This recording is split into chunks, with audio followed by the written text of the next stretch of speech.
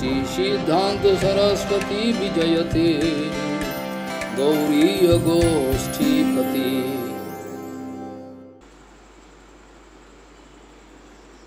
वंदे गुरुपद्वंद्वं भक्तबिंदसमन्वितं श्रीचैतन्य प्रभुं वंदे नित्यानंद सहोदितं श्रीनंदनंदनं वंदे राधिका चरणोदयं गोपीजनसमायुक्तं बिन्दावनं मनोहरम् वाञ्छाकल्पतरुश्च कृपासिन्धुभ्यश्च पतितानं पावनेभ्यो वैष्णवेभ्यो नमो नमः।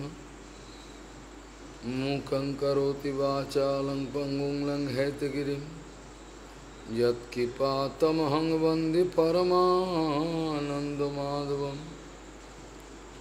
वृन्दावै तुलसीदेव वै पिया वै केशवस्य च कृष्ण भक्ति पदे देवी सत्वत्वयि नमो नमः। नारायण नमस्कृत्य नरं चैव नरोत्तमं देवीं सरस्वतीं व्यासं ततो जयो मुदीरये।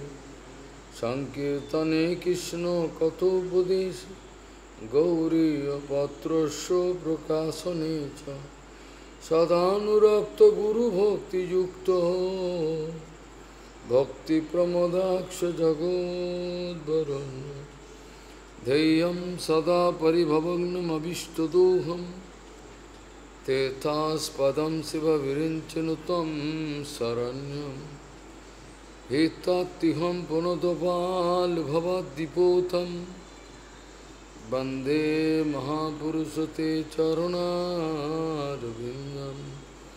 यत्पादपल्लवनखचन्दमनिच्छटाय विस्फुरिजितकमपि गवधू सुरदर्शि पूर्णानुरागरससागरसारमूर्तिः साराधिकामयि कदा कृपां करोषि।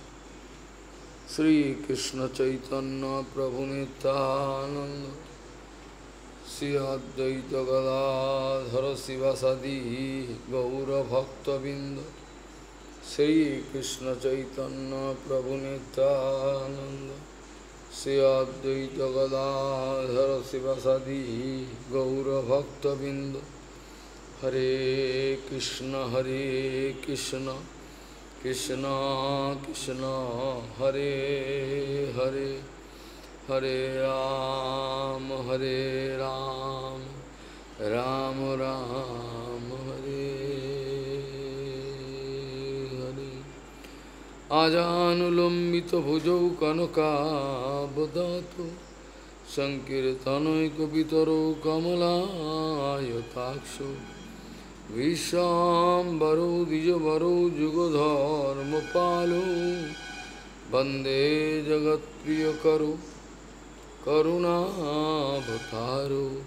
हरे कृष्ण कृष्ण कृष्ण हरे हरे हरे राम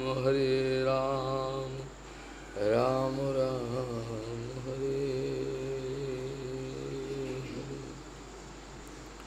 नमामि गंगे तव पादपङ्कजं सुरासुरैर्वन्दितो दिव्यरूपं मुक्तिं च ददासि नित्यं भावानुरूपेण सदा नरानं। गङ्गातरङ्गरमणीयजटाकलापं गौरी निरन्तरविभूषी त्ववामभागम्। नारायणो प्रियमनङ्गमदापहारं वाराणसीपुरपति भजवीशनाथं। वागीशजुष्वदने लक्ष्मीर्यस्य च वक्षसि यस्यास्ति हृदयसंविहितं त्वं नृसिंहमहं भजे। हरे Krishna Krishna Krishna Hare Hare Hare Ram Ram Ram Hare Vijito Rishika Vayu Viradanto Munosturagam Jaya Jatanti Yantumati Lolo Mupaya Kito Vyasana Satamrito Samavahayo Guru Charanam Vanija Ivaja Santa Kita Karno Dhara Jalodo Vijito Rishika Vayu Viradanto Munosturagam Jaya Jatanti Yantumati Lolo Mupaya Kido Vyasana Satamrito Samavahayo Guru Charanam Vanija Ivaja Santa Gita Karno Dhara Jalodho Gauriya Goshtipati Srila Bhakti Siddhanta Saraswati Goswami Thakur Prabhupada Paramahansa Jagadguru জানিয়েছেন বদ্ধজীব ততক্ষণ পর্যন্ত গুরু বৈষ্ণবের আনুগত্যের প্রদর্শনী খুলে রাখে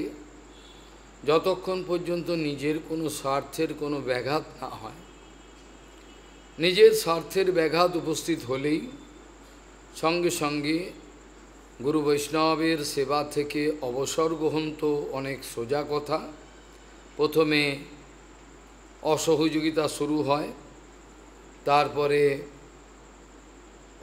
অসহযোগিতার পরেতে প্রতিযোগিতা তারপর বিরোধিতা এটা হচ্ছে আমাদের গুরু দর্শন এই দর্শন নিয়ে আমরা গুরু বৈষ্ণবের সেবা করে থাকি গৌড়ীয় গোষ্ঠীপতি শ্রীশিল ভক্তি সিদ্ধান্ত সরস্বতী গোস্বামী প্রভুপাদ পরমহংস জগৎগুরু জানিয়েছেন বদ্ধজীব গুরু সেবার গুরু বৈষ্ণব সেবার প্রদর্শনী ততক্ষণ পর্যন্ত খুলে রাখেন চালিয়ে যান যতক্ষণ পর্যন্ত নিজের সেবার কোনো বিঘ্ন উপস্থিত না হয় যখনই নিজের কোনো স্বার্থের বিঘ্ন উপস্থিত হয় সেই মুহূর্তে গুরুদেবের সঙ্গে তার সম্বন্ধ কেটে দেওয়ার চেষ্টা শুরু হয়ে যায় আর ছিলই বা কবে যে কাটার প্রশ্ন আসে প্রথমে অসহযোগিতা তারপরে প্রতিযোগিতা এবং পরে বিরোধিতা শুরু হয় কনফ্রন্টেশন অর্থাৎ গুরু বৈষ্ণবের বিরুদ্ধে অভিযান প্রভুপাদ বলছেন ভগবান যার হাতে আমার মঙ্গলের সমস্ত ব্যবস্থা যার হাতে দিয়ে দিলেন ভগবান যার হাতে আমার মঙ্গলের সমস্ত ব্যবস্থা দিয়ে দিলেন সেই পরম সুহৃদ পরাৎপর অখিলেশ্বর ভগবানের নিজজন তার সেবায় উদাসীন হয়ে তাকে উপেক্ষা করে কোনোদিন কেউ অপ্রাকৃত জগতের কোনো সন্ধানই পাবে না অপ্রাকৃত জগতে যাওয়া তো দূরের কথা অপ্রাকৃত জগতের কোনো সন্ধানই পাবে না প্রভুপাদ জানাচ্ছেন এই ভয়ঙ্কর মায়ার সমুদ্রেতে উদ্ধার করার মতো একজন ব্যক্তি আছেন তিনি হচ্ছেন গুরুপাদ পদ্ম অর্থাৎ গুরু বৈষ্ণবের কথা বলা হচ্ছে তত্ত্বটা একটা ওই জন্য সিঙ্গুলার নাম্বার আমরা ব্যবহার করি চৈতন্য চৈতন্য তো বলা আছে এইভাবে আমরা মায়ার অতল গহ্বরে চলে যাই অন্তত কাউর জীবনে যদি এই সৌভাগ্যটা হয় সংসারের নশ্বরতা লক্ষ্য করে বিনশ্বরতা লক্ষ্য করে যদি অহৌভাগ্যক্রমে অনন্তদেব অর্থাৎ গুরু বৈষ্ণবের সঙ্গে সম্বন্ধর মাধ্যমে আমরা অনন্তের সঙ্গে সম্বন্ধটা করে নিতে পারি তাহলে আমাদের এই ক্ষুদ্রতা আমাদের তুচ্ছতা আমাদের অভিমান জাগাবে না আর কাউর দোষ দর্শন করতেও ইচ্ছে হবে না যখনই কাউর দোষ দর্শন করবার চিন্তা করব তখনই ভিতরে একটা ভয়ঙ্কর ভয় সৃষ্টি হবে আমি তো নিজেই পতিত আমি আর কার দোষ দর্শন করব আমি নিজেই তো পতিত তাহলে আমি কার দোষ দর্শন করতে যাব আর এই দোষ দর্শন করে নিজেই যার দোষ দর্শন করব তার দোষগুলো আমার মধ্যে প্রবিষ্ট হয়ে আমাকে পতিত করে দেবে। নিজের তুচ্ছতা অনুভব করা, নিজের যে তুচ্ছতা অনুভব করা,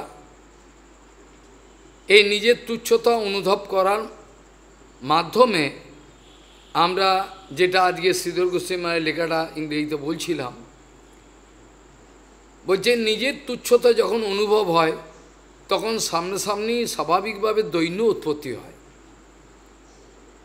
যার যতটা পরিমাণে ভগবানের চরণে গুরু বৈষ্ণবের চরণে ভালোবাসা হয়েছে, আপনাদের পরীক্ষা করবার ক্ষমতা থাকলে করে নেবেন, যার যত পরিমাণে শ্রীগুরু বৈষ্ণব চরণের প্রীতি ভালোবাসা উৎপন্ন হয়েছে, প্রেম উৎপন্ন হয়েছে, তার তত পরিমাণে দৈন্যের উৎপত্তি হয়।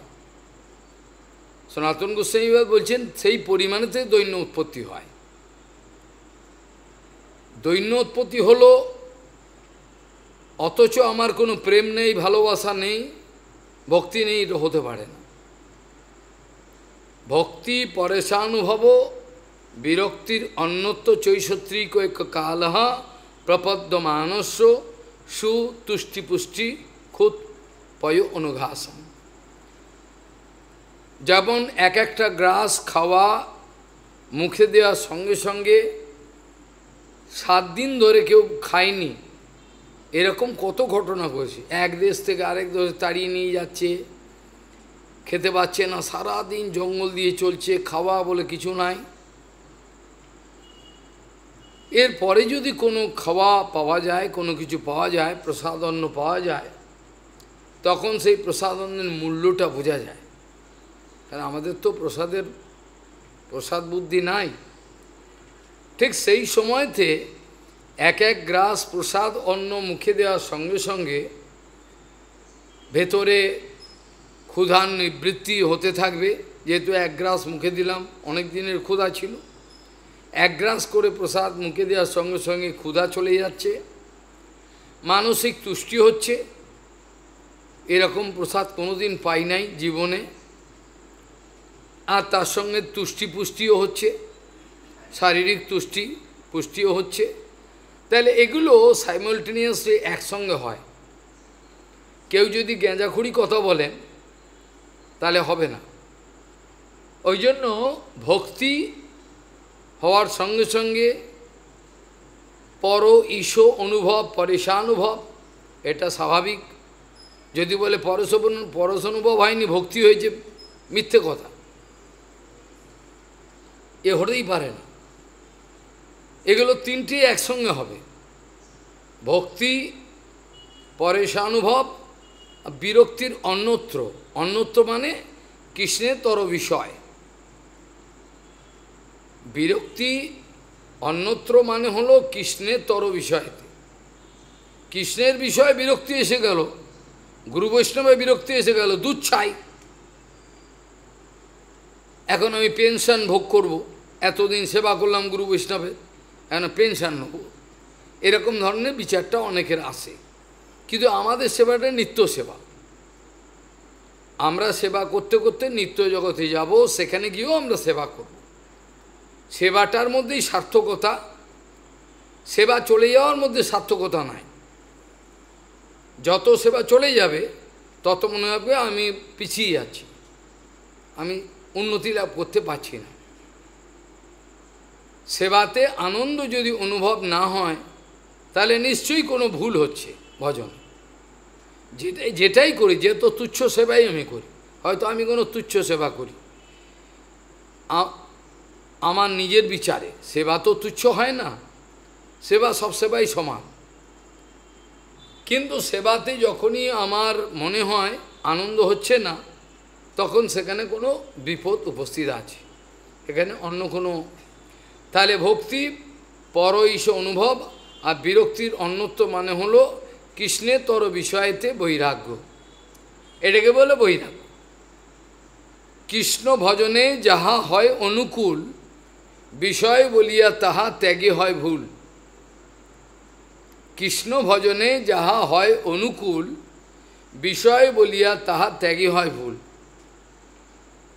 কৃষ্ণ সেবার যেটা অনুকূল হবে সেটাকে বিষয় বলে আমি ফেলে দিলাম, সেটাকে আমার ভক্তি বলে না। যুক্ত বৈরাগ্যের আমি কোনো কিছু অনুভব করি না। যুক্ত বৈরাগ্যের বিষয় যারা অনুভব না করেছেন তাদের পক্ষে হরিভজন শুরুই হয়নি। যুক্ত বৈরাগ্য যতক্ষণ শুরু হয় নাই, যুক্ত বৈরাগ্যের রহস্য যতক্ষণ অনুভবের মধ্যে আসে নাই, ততক্ষণ পর্যন্ত হরিভজন শুরু হয় নাই বলে জানতে হবে। হরিভজন হয় না, যুক্ত বৈরাগ্যে আগে অনুভব হবে, তারপরে হরিভজন শুরু হয়, তাহলে হয় না। যে শ্লোক দিয়ে শুরু করেছিলাম সেটা বলছেন, সমস্ত ইন্দ্রিয়গ্রামকে আমি জয় করার চেষ্টা করছি। বিজিত ঋষিক ও বায়ুভিরদন্ত মুনস্তরগম, সমস্ত ইন্দ্রিয়গণকে জয় করেছি বলে মনে করছি, অনেক বাহাদুরি। আর মনকেও কাবুতে আনার চেষ্টা করছি, কিন্তু মনকে বশীভূত করবার চেষ্টা যত করছি তত পিছিয়ে যাচ্ছি। বদ্ধ মনকে যত আমি বশীভূত করার চেষ্টা করব, তত পরিমাণে বিপরীত অবস্থা হবে। বদ্ধ মন যেটা বিষয়ের দিকে যাচ্ছে, অপরের কোনো মন যদি কোনো বিষয়ে যায়, কামিনী কাঞ্চনে, আমি যদি তাকে আঙুল দিকে বলি ওর কামিনী চাই, কাঞ্চন চাই, ওর মেয়ে ছেলে চাই, এটা বললেই সঙ্গে সঙ্গে সেই দোষটা আমার মধ্যে চলে, কাল না হয় পরশু আমার মধ্যে জেগে যাবে। ওই জন্য সাধু সাবধান। কেন বদ্ধজীবের মধ্যে 100% পতনের সম্ভাবনা থাকবেই, পতনের সম্ভাবনা থাকবে। এই জন্য প্রভুপাদ বলতেন, bonded soul can reserve the right of fall down any time. এই জন্য অপরের দোষটা দেখার দরকার নেই। তবে হ্যাঁ, যদি শুদ্ধ গুরু বৈষ্ণব কাউকে ভালোবেসে তার দোষটা দেখিয়ে দেন, তাকে বকেন, সেটা তার দোষ হয় না। কারণ ওই শাসনের মধ্যে তার কোনো হিংসাবৃত্তি ছিল না, বা সমালোচনার কোনো প্রবৃত্তি তার মধ্যে ছিল না। কেবল একটাই বিষয় ছিল, ওকে স্নেহ করে বিপরীত দিকে যাচ্ছে, আমি বাঁচাবো।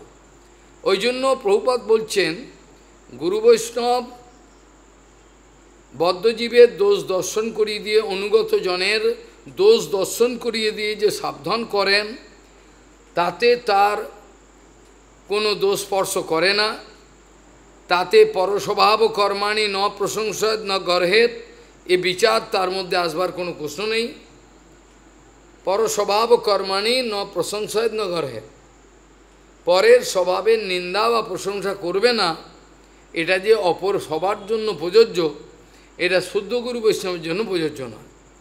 কারণ তারা অপরের দোষ দর্শন করিয়ে দিয়ে নিজের বিপদ ডেকে আনেন না।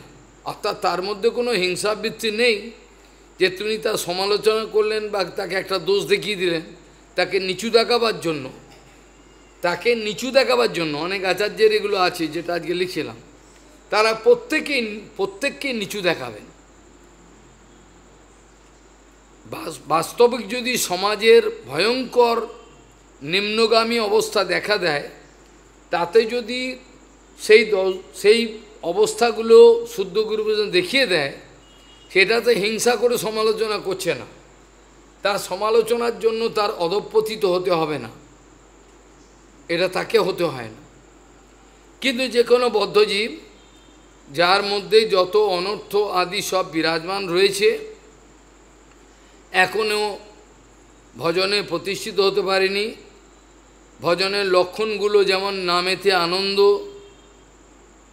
বৈষ্ণব সেবা, বৈষ্ণব দর্শনে আনন্দ হয়, নামেতে আনন্দ হয়, হরিকথা আনন্দ হয়, সর্বক্ষণ হরিকথা কীর্তন করবার জন্য মন উচ্চাটন হয়ে থাকে। যেটা সেদিনকে বলছিলাম, ক্ষান্তির অব্যর্থ কালোত্তম বিরক্তির মানশূন্যতা, আশাবন্ধ সমুৎকণ্ঠা নাম গানে সদা রুচি, আসক্তিস্তৎ গুণাক্ষানে প্রীতিস্তৎ বসতিস্থলে ইত্যাদয় অনুভাবা সূর্যাতে ভাবাঙ্কুরে জনে। এটা ভজনের যে ভাব হয়েছে, ভগবানের চরণে যে আমার ভাব উৎপন্ন হয়েছে, এইগুলো হচ্ছে তার প্রমাণ। আমার ভগবত চরণে যে ভাব হয়েছে, আমি যে জোর করে করছি না। এক হলো মেধাকে কাজে লাগানো, মেধা এটাকে কাজে লাগানো, আর একটা হলো মেধা আছে থাক, কোনো অসুবিধে নেই, ভগবান দিয়ে রেখেছে, তার সঙ্গে ভক্তির মিশ্রণে মেধার জন্য কোনো কৃতকার্যতা মানে আমার কৃতিত্ব দাবির কোনো প্রশ্নই নাই, আমি নিজেকে সেই একই তুচ্ছ মনে করি। ঠিক যেমন রূপগোস্বামীপাদ হরিদাস ঠাকুরের ভজন কুটিরে রয়েছেন, যখন মহাপ্রভু ভেতরে প্রবেশ করেছেন, করে তালপাতার গোঁজা কিছু লেখা দেখেছেন, সেগুলো নিয়ে রূপ তখন রূপের সামনে প্রশংসা করছেন। আর একদিন তো এসে বললেন কা পুঁথি লিখো, কা পুঁথি লিখো মানে কি পুঁথি লিখছো, কি বই লিখছো, এখনকার দিনে ভাষা তো বলতে লজ্জা করছে, আমি একটা মানুষই না, আমি এবার বই লিখছি, এটা লজ্জায় মাথা নিচু করেছি। তখন বইটাকে হাতে কাগজে নিয়ে দেখছেন, অপূর্ব। রায় রামানন্দ প্রশংসা করছেন, তিনি পণ্ডিত ব্যক্তি, তিনি বলছেন যেখানে এত সুন্দর নান্দি শ্লোক আছে, মানে প্রারম্ভিক শ্লোক, না জানি এর ভেতরে কী রত্নখনি তুমি ঢুকিয়ে রেখেছো, কী লিখছো বলে প্রশংসা করছেন। আর যত প্রশংসা করছেন রূপগোস্বামী মাথা নিচু, মাথা তুলতে পারছেন না। এটাকে বলে বৈষ্ণব জগতের শিক্ষা। রূপগোস্বামীপাদ, সনাতন গোস্বামীপাদ এরা আমাদের এরকম শিক্ষা দিয়েছে। বৈষ্ণব জগতে এটা খেয়াল করলে দেখা যাবে, যার যত বেশি যোগ্যতা তিনি কিন্তু অনেক কিছু করতে পারেন। তিনি ভগবানের ইচ্ছায়, ভগবানের শক্তিতে, গুরু বৈষ্ণব অনেক কিছু তোলপাড় করতে পারেন, কিন্তু তিনি করেন না। মাথা নিচু করে যতটুকু সাম্প্রদায়িক বিষয়, সিদ্ধান্ত বিষয় যেগুলো আদেশ, সেই পর্যন্ত করেন, নিজের নাম প্রতিষ্ঠার জন্য তিনি কিছু করেন না। কেউ প্রশংসা করবে আমাকে, অতএব আমি একটু করে দেখাই, এরকম ধরনের বিষয় তাদের মধ্যে থাকে না। সেই জন্য বলছেন বিজিত ঋষিক বায়ু ভিরদন্ত মনস্তরগম, ইন্দ্রিয়গ্রামকে জয় করার পরেও আমার কোনো গ্যারেন্টি নেই। যতক্ষণ পর্যন্ত মন আমার বশীভূত না হয়েছে, মন হচ্ছে লিডার, মন হচ্ছে লিডার। ভাগবতে এই কথাও বলেছেন, জিহ্বাবেগকে জয় যে না করতে পারবে, বাকি ইন্দ্রিয়গ্রাম জয় হবে না। জিহ্বাবেগ, যতক্ষণ জিহ্বাবেগ জয় না হয়েছে তাবৎ জিতেন্দ্রিয় ন সাত বিজিত অন্যেন্দ্রিয় প্রমাণ। কোনো মানুষের অন্যান্য ইন্দ্রিয়গ্রামকে জয় করা হয়েছে, তথাপি তাকে বিজিত অন্য ইন্দ্রিয় জয় করেও কিন্তু জিহ্বাকে জয় করতে পারেনি, তাকে কিন্তু তে ইন্দ্রিয়গ্রাম জয় করেছে এই উপাধি থেকে যাওয়া যাবে না। ওই জন্য বলছেন রসনা অর্থাৎ জিহ্বাকে যে জয় করতে পেরেছে, খেয়াল করবেন বৈষ্ণবদের, খালি বৈষ্ণবের সঙ্গে আছি আমি, খালি খেয়াল করতে হয় বৈষ্ণবের ক্রিয়া কর্ম মুদ্রা কি করছেন, তিনি কিভাবে জীবন ধারণ করছেন, কতটুকু কিভাবে শরীরকে রক্ষা করার জন্য, এগুলো খেয়াল করতে হয়। এই জন্য ওখানে বলছেন যতক্ষণ জিহ্বাকে জয় করেনি তাকে জিতেন্দ্রিয় বলা যাবে না। জিতম সর্বম জিতে রসে, রস জয় হয়ে গেছে মানে যেগুলো মানুষে খায় না, ও ধরনের জিনিসগুলো নিষ্কিঞ্চন অবস্থায় আমাদের পেতে হয়েছে, ভিক্ষা এখানে ওখানে, এইভাবে জীবন। এখন তোমরা চেষ্টা করো, এখন আর খাওয়ার কোনো সময় আর, যেগুলো মানুষ খাবে না ওইগুলো খেয়ে শান্তিতে আনন্দে এই যে জীবনযাপন, বহু সুখে, কোনো দুঃখ নেই। এই যে সুখটা, এটা কিন্তু গুরু কৃপাতেই হয়, নিজে ইচ্ছে করে হওয়া যায় না। আমি ইচ্ছে করে অভিনয় করবো আমি সুখী আছি, হয় না। ধরা পড়ে যাবে।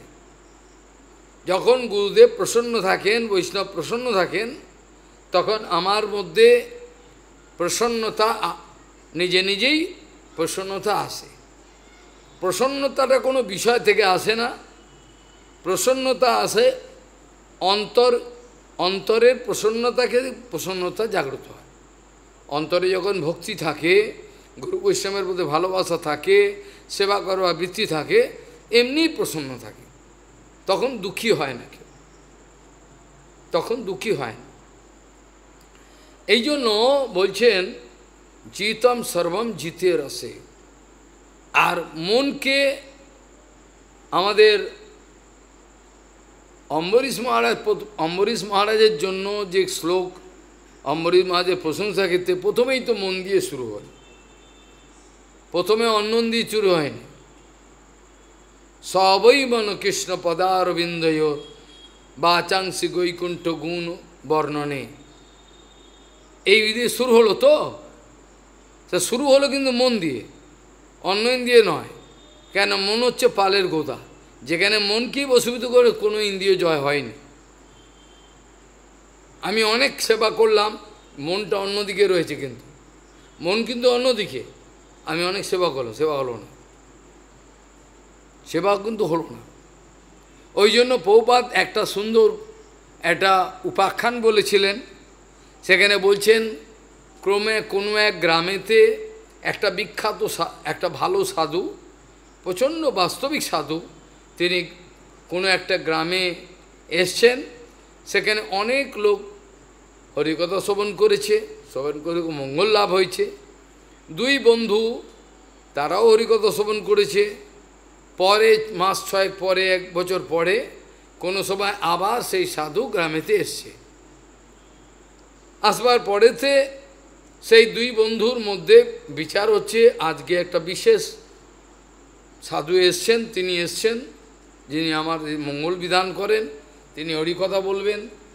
এক বন্ধু বলছেন, আজকে তো আমি হরিকথায় যোগদান করতে পারবো না, কারণ আজকে আমাকে একটা পিকচার দেখতে যেতে হবে, একটা ফিকশন, সায়েন্স ফিকশন দেখতে যেতে হবে। সেখানে দেখতে যাবে সে বলবে ওটাই লাস্ট দিন, আমাকে দেখতেই হবে এটা।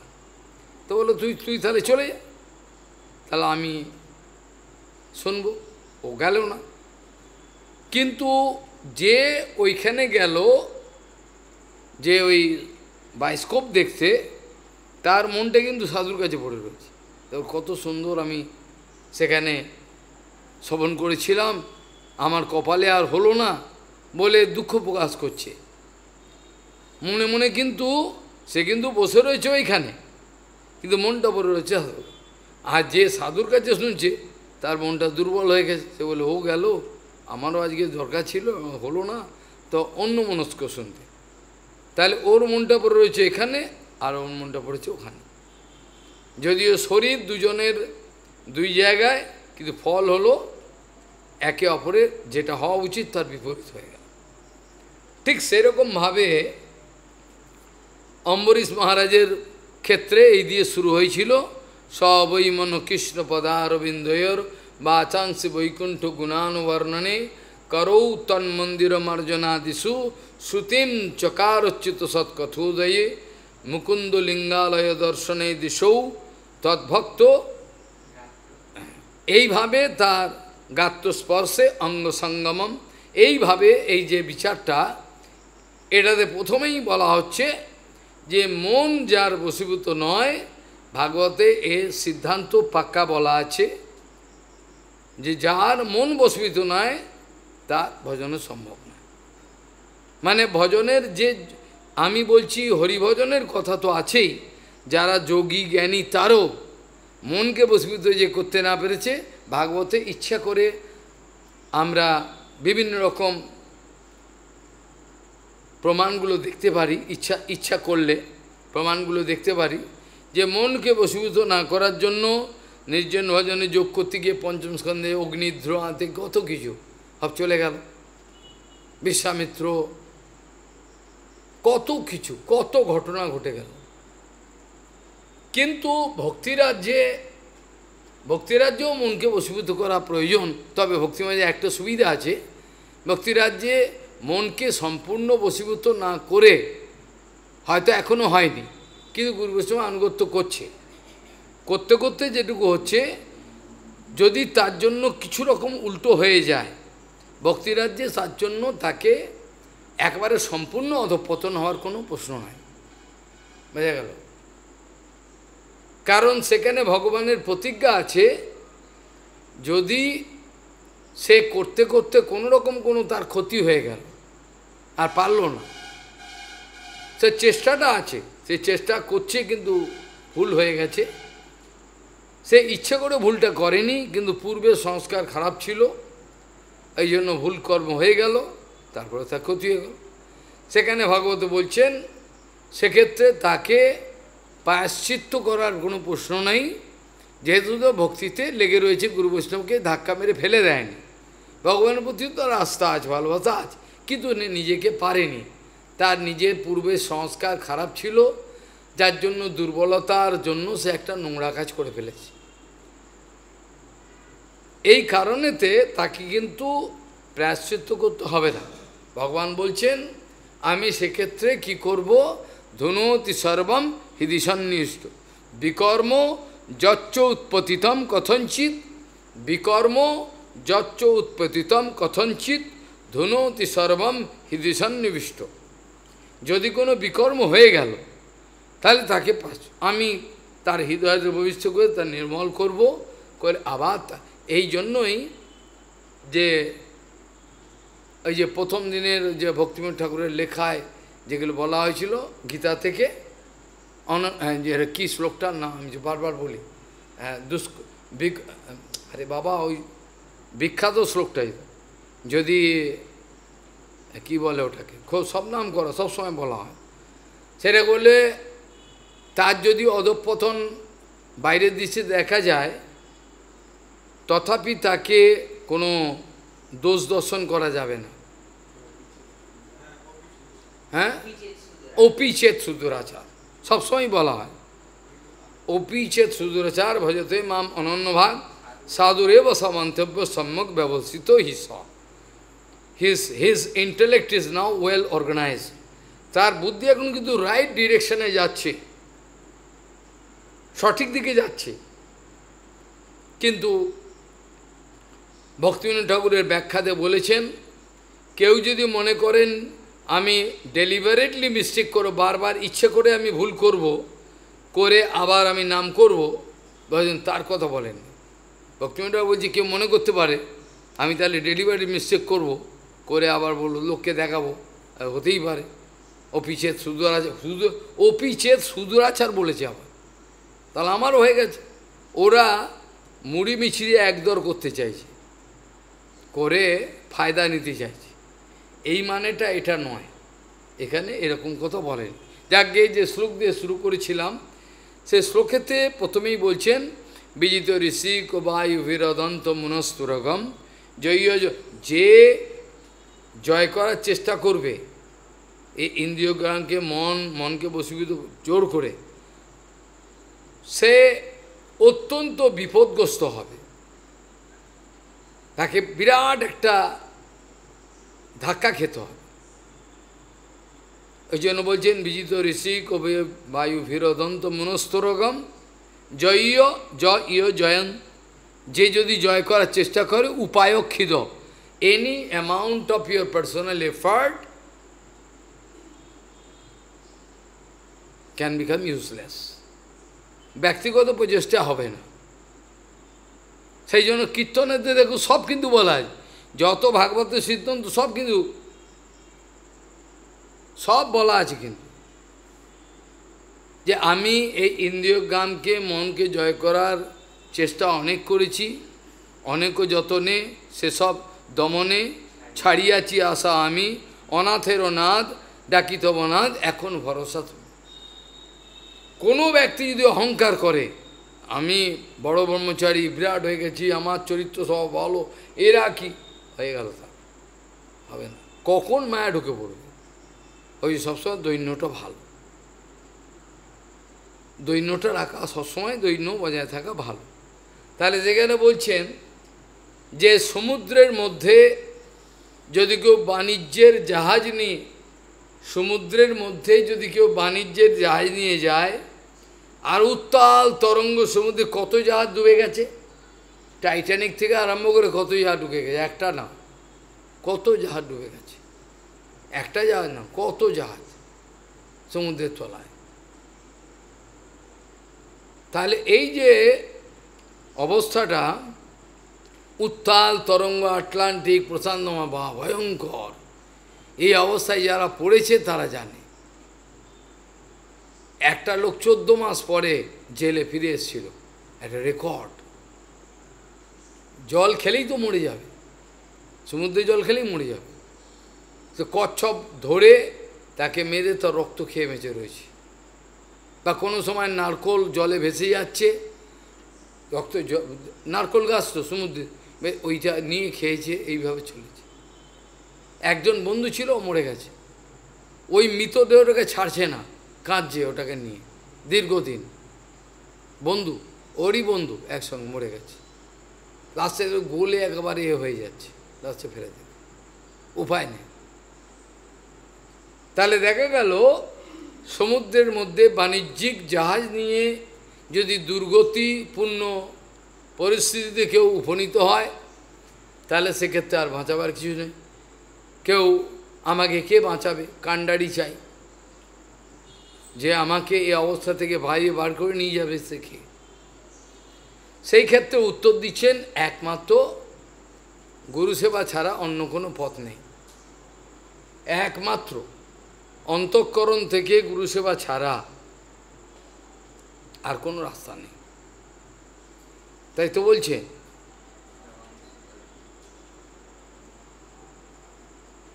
এই কথা বলছেন ভাগবতে অন্য শ্লোকে বলছে, এ তৎসর্বম গুরু ভক্ত্যা পুরুষেহি অঞ্জসাজ ইত্যাদি কথা বলছেন। এখন আমরা আলোচনা প্রসঙ্গে বিগত দিনে যেগুলো আলোচনা করেছিলাম, সেখানে আলোচনা করতে করতে আমরা শিষ্যের কি কি গুণ হলে ভালো হয়, শিষ্যের কি কি গুণ থাকলে তাকে শিষ্য বলা যায়, খালি কানে ফুঁটা নিয়ে নিল ওটাকে বলা যাবে না দীক্ষা। তা আমরা আলোচনা প্রসঙ্গে প্রথমেই দেখেছিলাম, অনর্থগুলোর আলোচনা প্রসঙ্গে দেখেছিলাম, ওখানে অমানি কথাটা আছে। কেন? এটা হচ্ছে সবচেয়ে মেজর প্রবলেম। মানুষের জীবনে কামিনী কাঞ্চন আদি জয় করার পরেও প্রতিষ্ঠা জয় করতে পারে না, ওটাও কিন্তু যোশীর সঙ্গ হয়ে যায়। অনেকে হয়তো সংসার করে গেছে, কামিনীর প্রতি আসক্ত হচ্ছে না, তাহলে কী হবে? প্রতিষ্ঠা যোশিত হয়ে গেল। যোশিত তো অনেক রকম আছে, কামিনী যোশিত, কাঞ্চন যোশিত, প্রতিষ্ঠা যোশিত, অনেক রকম যোশিত আছে, যোশিত হয়ে যাবে। সেই জন্য বলছেন অমানি অমৎসর। প্রথম কথা হল অমানি, যিনি অমানি হবেন তিনি অমৎসর হবেন। মৎসর অথচ অমানি কি করে হয়? এটা হতেই পারে না, একে দুপুরের সঙ্গে জড়িত আছে। যেই দেখবে অমানি, মান চায় না, কেউ দিল উনি গায়ে মাখে না, প্রচুর সম্মান দিচ্ছে লোক, উনি গায়ে মাখে না, গায়ে মাখে না, সে কী করে প্রতিষ্ঠা? আর মৎসরতা তার মধ্যে থাকলে ভাগবত ধর্ম তো শুরুই হবে না। মৎসরতা থেকে নরোত্তম ঠাকুর তো কেটে বাদ দিয়ে দিয়েছে, মৎসরতাকে তো গণনার মধ্যে ওটাকে ব্যবহার করতে পারেননি, মৎসরতাটাকে ব্যবহার করতে পারা গেল না। বাকি ক্রোধ, ভক্তোদ্দেশী জনে, মানে মোহ, ইষ্ট লাভ বিনে মোহ ইত্যাদি সব ব্যবহার করেছেন, কিন্তু এইটাকে ব্যবহার করতে পারেন, যেটাকে বলছে মৎসরতা। কারণ মৎসরতার মধ্যে বাকি সমস্ত দুর্গুণ লুকিয়ে রয়েছে। মানে যার মৎসরতা আছে তার সব আছে, তাকে আর ঠিক করা মুশকিল। যার মধ্যে মৎসরতা আছে তার মধ্যে সব দুর্গুণ আছে, মৎসরতের দোষের আকর। যেমন মনুসংহিতায় বলছেন, যিনি মৎস্যাহারী তিনি সর্বাহারী, যিনি মৎস্য আহার করেন তে সব আহার করেছেন, গরু ফরু সব খাওয়া হয়ে গেছে। মনুসংহিতা বলছেন যে মৎস্যহারী সে সর্বহারী, কেন মৎস্য তো জলের মধ্যে গরু পচে চলে যাচ্ছে, ওটা খাচ্ছে, এটা খাচ্ছে সব। মনুসংহিতা পুরস্কার যে মৎস্যহারী সে সব হারী, সব খেয়েছে, পচে ওই তো পচে পচে যাচ্ছে, খাচ্ছে মৎস্য, ওগুলো খাচ্ছে। এখন তো ভালো জলের কোনো মাছ নেই, সব নোংরা জলে করছে, ব্যাপারীরা করে, সব আলাদা তালাপ ফালাপ করে করছে, ব্যবসা করছে। তাহলে অমানি অমৎসর আর দক্ষ, এই কথাটার সঙ্গে সঙ্গে কী বুঝব? এখানে যে দক্ষ এই শব্দটা বলল, তাহলে আমরা নিশ্চয় প্রজাপতি দক্ষর বিচারটা শুনবো না। দক্ষ বলতে এফিশিয়েন্ট বলতে, হ্যাঁ, হরিভক্তি হরিভজনে সেবাতে দক্ষ। আর নির্মম বলতে আমরা নিশ্চয়ই উল্টো মানে করব না, কাউকে খুন করে দিল দুম করে নির্মম, এই মানে বলবো না। নির্মম বলতে বিষয় এমনভাবে ছেড়ে দিল, পূর্বের পিতা মাতা ভাই বন্ধু টাকা পয়সা সম্পত্তি, এইটাকে এইরকম এমনভাবে ছাড়লো যেন মলমূত্র, যেটা ভাগবতে ওই পঞ্চম স্কন্ধে এর সম্বন্ধে এই যে কী বললাম আমি, ওর সম্বন্ধে বলা হয়েছে, নারদজি যাকে শিক্ষা দিচ্ছিল না, হ্যাঁ হ্যাঁ, তার সম্বন্ধে বলছেন জহৌ মলবাত, মলমূত্র যেমনভাবে ত্যাগ করে সেরকমভাবে তিনি যৌবন অবস্থায় সব মলমূত্রর মতো সব ত্যাগ করে চলে এলেন। এটা তার পঞ্চম স্কন্ধে বলছে। প্রিয়ব্রত ত্যাগ করলেন, মলমূত্র যেমন ত্যাগ করে সেরকমভাবে ত্যাগ করে চলে এলেন। আবার পঞ্চম স্কন্ধের পরে যে আমরা ভরত মহারাজের কথা দেখি, রাজা ভরত যার নামে ভারতবর্ষ হয়েছে, তিনিও এরকম স্ত্রী পুত্র আকর্ষণ।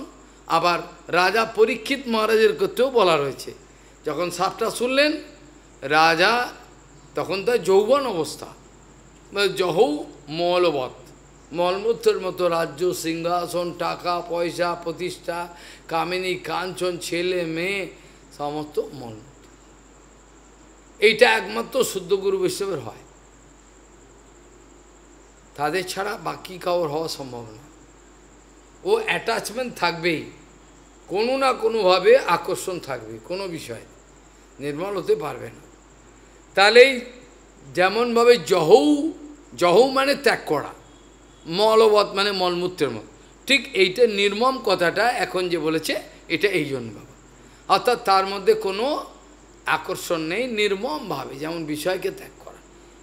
তাহলে প্রথমে অমানি অমৎসর দক্ষ নির্মম আর দৃঢ় সৌহৃদহা। এ দৃঢ় সৌহৃদ কার সঙ্গে? গুরু বৈষ্ণবের সঙ্গে দৃঢ় সৌহৃদহা। এতটাই গুরু বৈষ্ণবের সঙ্গে ভালোবাসা যে তাদের থেকে দূরে নিয়ে গেলে ও মানে মরে যায়, মরে গেলাম আমি মরে যাব, আমি তাদের থেকে ছেড়ে থাকতে পারবো না, এইরকম কষ্টটা হওয়া দরকার। গুরু বৈষ্ণবের থেকে যখন দূরে চলে যাচ্ছে, মনে হচ্ছে প্রাণ চলে যাচ্ছে আমার, ছেড়ে চলে যাওয়া তো দূরের কথা। যখন গুরু বৈষ্ণব কাউকে যেমন একটা উদাহরণ দিলে বোঝা যাবে, অকারণে আমাদের শিক্ষা দেওয়ার জন্য, অকারণে বাঞ্ছা করুন, অকারণে যেমন রূপ গোস্বামীপাদ অকারণে জীব গোস্বামীপাদকে বকলেন, বেরিয়ে যাবে এখান থেকে। তিনি কিন্তু অন্যায় করেন, সিদ্ধান্ত বিচারে ঠিক করেছেন, যেখানে গুরুর অবমাননা, গুরুকে অপমান করব, গুরুর নামে যাতাও, এ তো বুড়ির কথা। গুরুর একটা যদি এদিক ওদিক শুনে সঙ্গে সঙ্গে তাকে ধরতে হবে। গুরুর অবমানে যে সহ্য করে তা অধঃপতনের মূল, তাই কি না? তাহলে সেখানে কিন্তু পরিষ্কার বলা হয়েছে, রূপ গোস্বামীপাদ কিন্তু তাকে বকলেন আমাদের শিক্ষার জন্য। তিনি ভুল কাজ করেছেন এ কথা আমি বলতে পারি না, কিন্তু বিচারে জীব গোস্বামীপাদ কোনো ভুল করেন। যেখানে গুরুর অবমাননা, সেখানে গুরুর ইজ্জত সম্মান প্রতিপত্তি, তার অপ্রাকৃত সম্মানকে বজায় রাখবার জন্য শিষ্য তার প্রাণ পর্যন্ত দিতে রাজি আছে, যেটা পার্বতী মা দেখালেন, যেখানে গুরুর, শঙ্কর তো গুরু, পরমাংশ গুরু, তার নিন্দা হচ্ছে সেখানে নয়, যে নিন্দা করতে জিহ্বাকে ছেদন করতে হবে, তো সবার জিহ্বাকে কাটতে গেলে আবার মামলা হয়ে যাবে, কি দরকার আছে, সেখান থেকে চলে যাও, সেখান থেকে দূরে সরে যাও, নাহলে প্রতিবাদ করে দাও, জিহ্বা স্তম্ভন করে দাও, একটা কথাই যেন বলতে না পারে, সে যেই হোক পৃথিবীর। বলো তো, এটা তো ভগবানের কৃপা ছাড়া হয় না। আজ পর্যন্ত এমন কোনো দুর্বৃত্ত যে কোনো পর্যায়ে সে রয়েছে, উল্টো কাজ করে, উল্টো সিদ্ধান্ত বলে, নোংরা কথা বলে পার পেয়েছে কি হয়েছে? জবাব পেয়ে চুপ করে গেছে। ক্ষমতা থাকলে তার এত পয়সার বল আছে, সে পারলে তছনছ করে দিতে পারে, কিন্তু তার ক্ষমতা হলো না। জান, এখানে সিদ্ধান্ত আছে। সেই জন্য বহুবার বলতেন, যিনি প্রতিষ্ঠিত ব্যক্তি, তিনি যদি বলেন, তার বিরুদ্ধে গেলে সর্বনাশ হয়ে যাবে। কিন্তু যে প্রতিষ্ঠিত নয়, কেবল ভাষণ দিচ্ছেন বাজারে, বললেই পরবর্তীকালে থেকে ক্ষমা চাইতে হবে, আমি ক্ষমা ভুল বলে ফেলেছি, হয়তো ইস্কনে হলো না, পায়ে ধরে ক্ষমা চাইতে হবে, কারণ ও দুর্বল, তারা তো প্রতিষ্ঠিত নয়। কিন্তু প্রতিষ্ঠিত গুরু বৈষ্ণব, প্রভুপাদ, ভক্তিবিনোদ ঠাকুর জীবনে একদিনের জন্য কোনো সিদ্ধান্ত বলে আমি ভুল বলে বলেছি বলেননি। গুরু বৈষ্ণব ভুল করার লীলা করেন, কি মনে পড়ছে না, সব লীলা করেন, এগুলো আলাদা কথা। গুরু মহারাজ বলতেন, মনে পড়ছে না কী যেন ছিল, পরে দেখলে সবই মনে পড়ে। এগুলো পরীক্ষা করে তারা, তাদের দোষ দর্শন করতে নাই। তাহলে প্রতিষ্ঠিত ব্যক্তির তীব্র কথা বলবার অধিকার আছে, কেন তিনি প্রতিষ্ঠিত। সে নিজের লাভ পূজা প্রতিষ্ঠাকে মলমূত্রের মতো দেখে, সারা জীবন সে প্রতিষ্ঠাকে ফেলে দিতে পারে, কিন্তু বৈষ্ণবী প্রতিষ্ঠা হলে সম্মান দেয়। কেন এই প্রতিষ্ঠা গুরু বৈষ্ণবের জন্য, আমার জন্য নয়, আমাকে এটা স্থাপন করতে হবে।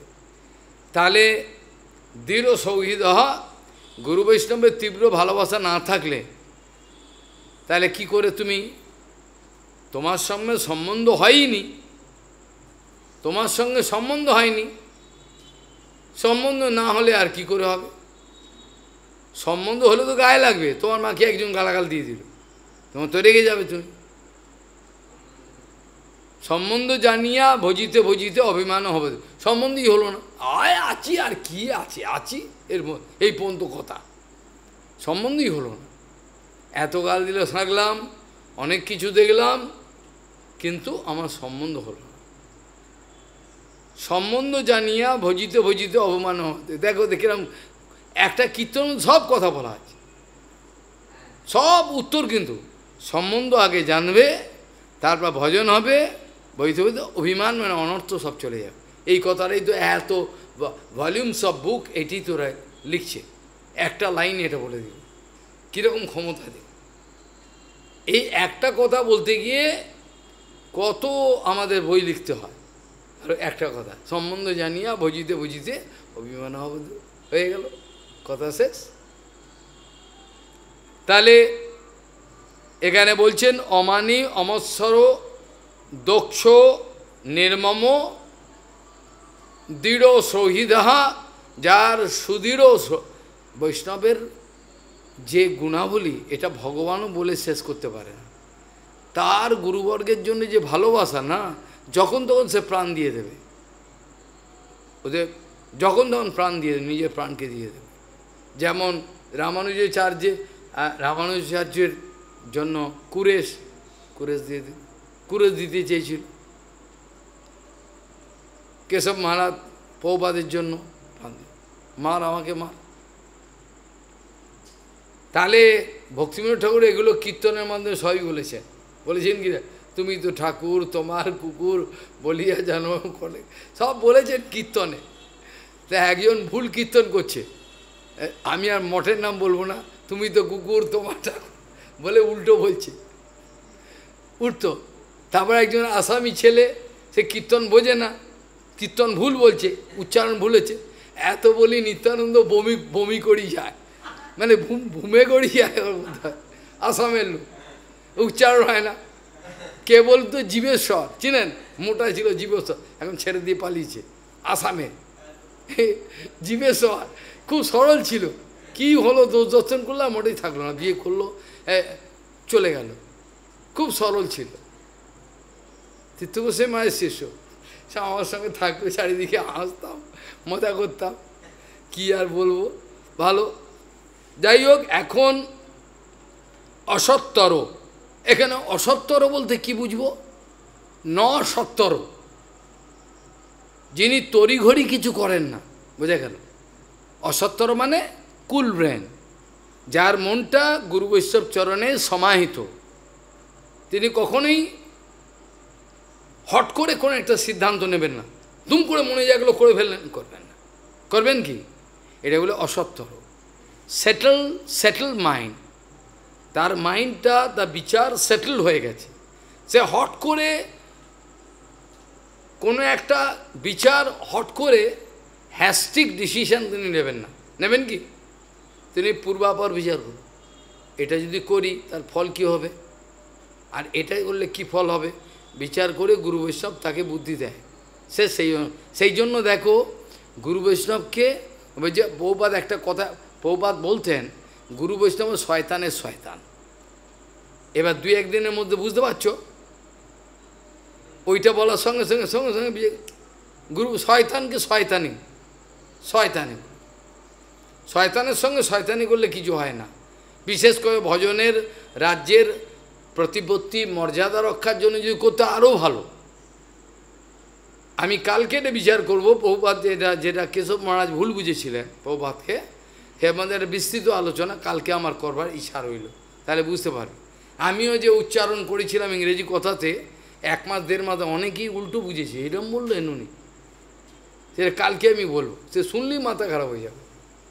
কিন্তু এটা কত বড় সত্য কথা ওরা বুঝতে পারে, ভুল বুঝে ফেলেছে আমাকে, এরকম বলল, কালকে এটা ব্যাখ্যা হতে পারে। তাহলে অসত্তর মানে হলো, অসত্তর মানে ধীর স্থির, ক্ষণে রুষ্ট ক্ষণে তুষ্ট, ক্ষণে ক্ষণে রুষ্ট তুষ্ট, এটা হচ্ছে বদ্ধজীবের ব্যাপার, এরকম হয় না, স্থির। তুলসীদাসজিকে পুরো তুলে নিয়ে চলে গেছে রাজা, মারবে বলে, কি করেছে, তার দোষ কি? সে ভজন করছে, তুলে নিয়ে চলে গেছে শেকল দিয়ে বেঁধে, ঠান্ডা মাথা, কি করবে, কিছু করতে পারলো? পরে পায়ে ধরে ক্ষমা ছেড়ে দিল দিল্লির রাজা। এই জন্য গুরু বৈষ্ণবের বুকে তেল মাখা, কোনো কড়া কথা বললে, কোনো লিখলে কোনো ভয় করে না, জানেন? ভগবান প্রত্যেকের হৃদয়ে বসে রয়েছে, প্রত্যেকের হৃদয়ে বসে রয়েছে। তখন বলবে, এই সাবধান, কিছু করতে যেও না, বিপদ, মরবে, পুরো ধ্বংস হয়ে যাবে। ওই জন্য হট করে কেউ কেউ চেষ্টা করে, 2-1টা জবাব দিলে চুপ হয়ে যায়, ওরা চেষ্টা করে। এই কদিন আগে করেছিল না, দেখ কত করছে, প্রচুর, একটা তো নয়, 100 হাজার হাজার বললে হয়, যা তা লিখছে, এমনকি আমার নাম ধরে গালাগাল দিচ্ছে। আমি পড়ে যখন মজা করে উত্তরটা দিলাম, আর পরের দিনের হরিকথা ও তো শুনি ওর হয়ে গেছে, কাপড় খুলে গেছে। বলি, তো আমি বলছি আরও বেশি করে বল, আরও নিন্দা কর, I give you inspiration, you criticize me more, I like it, I like to hear it. আমি যখন বলছি আরও বেশি করে কর, আমি শুনতে চাই, আমার আনন্দ হচ্ছে, তখন ছাগল চুপ করে গেছে, সব কটা জবাব দিয়ে দিয়েছি। তো যেগুলো দোষ ধরেছে প্রত্যেকটা জবাব আমি দিয়ে দিয়েছি, না নে চল এবার বাড়ি যা। তারপর বলছে, উনি মিথ্যে কথা বলছেন, হ্যাঁ তুই স্পেলিং মিস্টেক করেছিস, তো লায়ার বলছে, আমি তুই লয়ার বলতে চেয়েছিলিস, এবার লায়ার বলে ফেলেছিস তুই, তো স্পেলিং মিস্টেক হয়েছে। আমি হচ্ছে ভক্তিরাজ্যের হচ্ছে লয়ার প্রত্যেকটা, তুই চলে আয়, নৃসিংহদেবকে ধর, আমিও ধরছি, তুই বল, তুই কতদিন যোশীর সঙ্গ করিস নি, বল, চলে আয় আমার সামনে, যে কোনো আচার্য আছে আগে আয়, এসে আমার সঙ্গে গোবর্ধন পরিক্রমা কর রোদেতে, তারপরে আমি তোর সঙ্গে বিচারে বসবো। ইংরেজিতে বলি, প্রত্যেককে এসি রুম থেকে টেনে টেনে বার করো, এগুলোকে এসি রুম থেকে পাঠাও গোবর্ধন পরিক্রমা, তারপর আমি তার সঙ্গে বিচার করব। চুপ একদম, বেটা কি কথা বলবে, কথা বলবার আছে নাকি? আমি কি এগুলো অহংকারে বললাম? শক্তিতে বললাম, প্রভুপাদের শক্তিতে। আর চুপ একদম, আর মেনে মুখো, আর একটা কোনো জবাব দিতে পারে না। ওই যে লয়া মিথ্যে কথা বলে, হ্যাঁ মিথ্যে কথা বলে, আয় বেটা সামনে আয়, মিথ্যে কথা বলে। মিথ্যে সে বলে যার দুর্বলতা আছে, মিথ্যে সে বলবে যার দুর্বলতা আছে, যার দুর্বলতা আছে সে মিথ্যে বলবে কেন? হ্যাঁ বেটা, কতবার বলেছি হরি কথা বন্ধ করে দে, যা বেটা ইংরেজি কথা, আমি চললাম, দরকার নেই। তাহলে এখানে বলছেন অসত্তর, আর অসত্তর মানে এটা বুঝিয়ে বোঝা গেল, অসত্তর মানে হচ্ছে স্থির স্থির, মানে তার বুদ্ধি সেটল, অসত্তর। আর এখানে বলছেন অসত্তর অর্থ জিজ্ঞাসু, যার মনের মধ্যে সর্বদাই ভজন করতে গিয়ে বিভিন্ন রকম প্রশ্ন, আচ্ছা এটা আমার ভুল হলো, কি হলো, এটা তো বুঝতে পারছি না, এই সিদ্ধান্তটা জিজ্ঞাসা করি। যার জীবনে কোনো সিদ্ধান্ত জিজ্ঞাসার কোনো প্রসঙ্গ নেই, যেমন আমাদের স্কুলে বলতো না যে ছেলেগুলো পেছনে বসে পড়ে করে জিজ্ঞাসা করে না, পড়েই না, মাস্টারমশাই এগুলো বসতো, ও পেছনে বসবে। যার কোনো প্রশ্নই নেই তার মানে পড়েনি, পড়লে তো প্রশ্ন আসবে, তা পড়েনি প্রশংসা আসে, পড়লে প্রশ্নই আসবে। তা ভজন করলে বাধা আসবেই, জিজ্ঞাসা করতে হবে, ভজন আসে না। এর বলছেন অসত্তর অর্থ জিজ্ঞাসু, অর্থ জিজ্ঞাসু এটা একটা বিরাট একটা সাধুর মধ্যে গুণ, যার অর্থ জিজ্ঞাসা নাই, অর্থাৎ যে কোনো ভজন রাজ্যের কোনো বিষয়েতে কোনো ব্যাপারটাকে বোঝবার জন্য জিজ্ঞাসা করে না, সেটা বিপদ। জিজ্ঞাসা করতে হয়, পদগুলো জিজ্ঞাসা করতে হবে। তাহলে অর্থ জিজ্ঞাসুর রণসুয়োর রমৌঘ বাঘ, হ্যাঁ অমোঘ বাঘ মানে হচ্ছে তার কোনো বাক্য বৃথা যায় না। যারা প্রতিষ্ঠিত বৈষ্ণব তাদের একটা কথা বৃথা যাবে না, সেটা মজা ঠাট্টা করুক সেটা আলাদা, সেটা বলছি না, কিন্তু কোনো বাক্যই কিন্তু বৃথা যায় না তাদের, এটা অমোঘ বাঘ, যেটা হবে ওটা হবে, অমোঘ বাঘ। আচ্ছা আচ্ছা, অসুয়া প্রকাশ করে না, রণসূয় অসুয়া, মৎসরতা একটা এক জিনিস, অসুয়ার মধ্যে আছে আমার প্রতিষ্ঠা হলো না বলে একটু আমার দুঃখ। মৎসরতা হচ্ছে অপরের সঙ্গে অপরকে আমি নিচু দেখাবো, আমি আমার থেকে নিচু, ও তো উঠতে দেবো না। আর অসুয়ার মধ্যে হচ্ছে পরের উন্নতি দেখে মৎসরতাও তাই, এর অনেকটা একটা নিজের একটা হীনমন্যতা আসে, হীনমন্যতা, আমার হলো না ওর হলো, এরকম এখানে অতটা হিংসার মৎসরতার মধ্যে থাকে অনেকটা। তাহলে পরে বলছেন যদি কেউ বিবাহ করে থাকে তাদের জন্য, ব্রহ্মচারীর জন্য তো এই কথাটা আসছে না, সেখানে বলছেন জয়াপত্য গৃহ ক্ষেত্র স্বজন দ্রবিণাদিষু।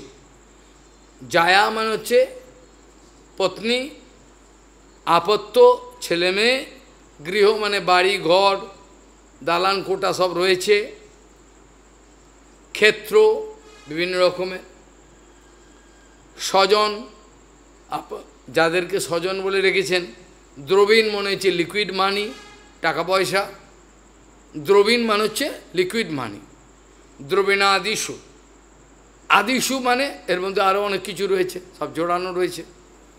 এইসব বিষয়ে যিনি উদাসীন, এ তাকে কোনো বিরক্ত করতে পারে না, উদাসীন। উদাসীন সমম পশ্যন, উদাসীন তিনি এইসব বিষয়ে উদাসীন, সমম পশ্যন সমস্ত ভূতের সমদর্শন করে, তিনি কোনো হিংসা রাখেন না। সমম সেখানে বলছেন সমম পশ্যন সর্বেষু অর্থ মেবাত্মানাহা, যদি কারোর সঙ্গে কোনো প্রসঙ্গ হয়ে যায় তাহলে যতটুকু প্রয়োজন ততটুকু, এরপরে আর সময় দেবেন না, সময় নষ্ট করেন না। এই আয় গল্প করি বসে বসে, ও এটা করেছে, এর ওই জন্য প্রভুপাদ প্রজল্প একেবারেই ঘৃণা করতেন। প্রত্যেক ব্রহ্মচারী একটা হল ঘরেতে শোবে, এবং আমাদের বৃন্দাবনে যত আশ্রম আছে সব হল ঘরে শোবে। প্রত্যেকে পরের দোষ দেখ যেন থাকবে, সাবধানে থাকবে, কোনো রকম ব্যভিচার না হয়, সাবধানে থাকতে হবে।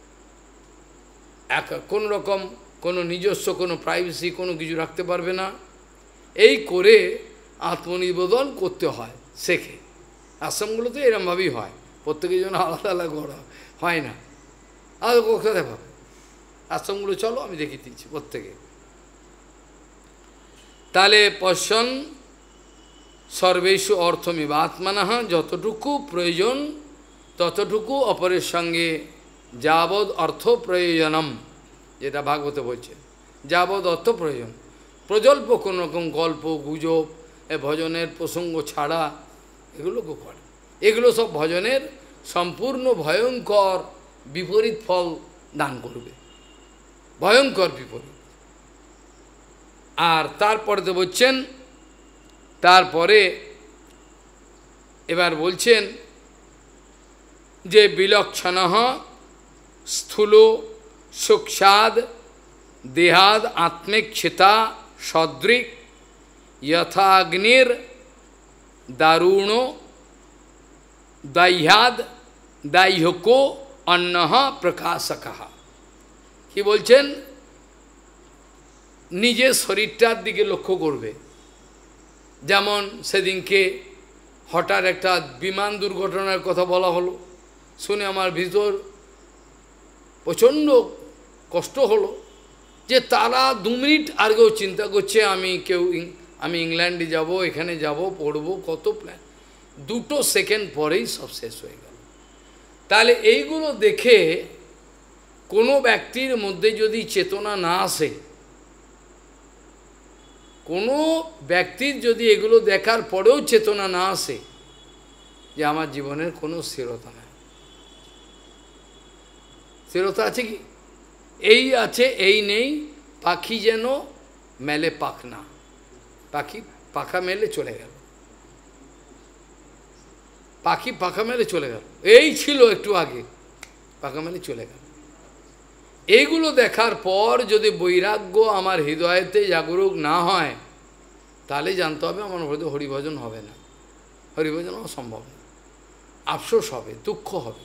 এই যে লোকগুলো তাজা মানুষগুলো সব জ্বলন্ত মরেছে, এমনকি যারা প্লেনেও ওঠেনি, যারা ডাক্তারের গবেষণা, তারা কি দোষ করেছে ভাই, সে বিল্ডিংটা পর্যন্ত চলে গেল, হে কী রে ভাই, বিল্ডিংয়ে শেষ হয়ে গেল, একটু আগে বুঝিনি রিসার্চ করছে, মরে গেল। একটা ঘটনা মনে করে যায়, তার নাম হলো বিপিন বাবু জলন্ধরের, এই জলন্ধরের কথা মনে পড়ে গেল। জলন্ধর আজকে সম্বন্ধ না, অনেক বছর ধরে, তীর্থ মহারাজের আগে।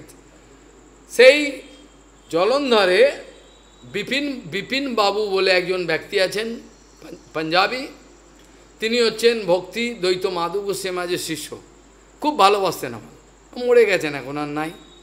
অনেক ওই যে মহারাজ ওই সমালোচনা করছিল, তার বাবা, ও আমাকে ভালোবাসত, পাণ্ডিজি, প্রচণ্ড, রে বাবা। যাই হোক, এখন সেই ব্যক্তি আমাকে একদিন বলছেন, মহারাজ কি ভবিতব্য দেখুন, আমি গেছি কেদারনাথে, বদ্রীনারায়ণে সব ঘুরেছি, বলে কেদারনাথে যেতে গিয়ে আমি যে বাসে বসেছিলাম সেই বাসটা অ্যাক্সিডেন্ট হলো, অর্থাৎ ব্রেক ফেল করলো, করে বাস এবার খাদের মধ্যে সব ঝাঁপা। বলছে দেখুন কি কপাল আমার, একটা বাচ্চা আমার কোলে ছিল, বলছে বাচ্চাটাও নাতি, আর বাকি কেউ ছিল না, বাকি তো মরেই গেল।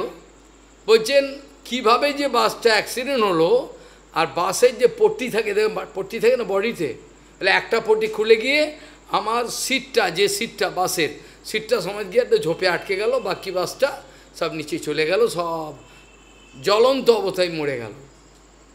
আমার সামনে কত লোক মরে গেল, আর আমি গিয়ে বাচ্চাটাকে কোলে নিয়ে যেমন ছিলাম তেমনই একটা গাছের ডালে গিয়ে আটকে গেলাম। দেখুন দেখি কী অবস্থা। তাহলে গুরুদেব এইভাবে আমাকে বাঁচালেন। আর যার প্লেনের টিকিটে 11 মিনিট দেরি হয়ে গেল, তাকে ভগবান কি করে বাঁচালেন দেখুন, তোকে এই প্লেনে যেতে হবে না, তো তারও মনের কথা ছিল, বললো না। তো আমি এগুলো থেকে, তোরা এগুলো বলি, আমি এগুলো শিক্ষা গ্রহণ করি, তোরা তো গল্প বলিস, এটা শিখেন, আমি তো আর এগুলো দেখবো না। তাহলে বলছেন বিলক্ষণঃ স্থূল সূক্ষ্মাদ, এই যে স্থূল সূক্ষ্ম বিভিন্ন শরীরের যে পর্যায়গুলো, আত্মা যে বিভিন্ন সময়েতে নিজের কর্মফল অনুযায়ী বিভিন্ন দেহর মধ্যে প্রবেশ করে তার কর্মফল ভোগ করছে, এইটা আমরা গল্প বলি, কারোর ধারণার মধ্যেই আসে না। এটা কিন্তু আমরা গল্প বলি, কিন্তু আমার ধারণা নেই যে আজকে যে দেহটা পেয়েছি, এত সুযোগ পেলাম, কে বলতে পারে পরের জন্মে আমি আফ্রিকার জঙ্গলেতে জানোয়ার হয়ে জন্মাবো? কে বলতে পারে? আফ্রিকার জঙ্গলে বা হ্যাঁ আমাজনের জঙ্গলে আমি অ্যানাকোন্ডা হয়ে জন্মাবো না, কে বলতে পারে?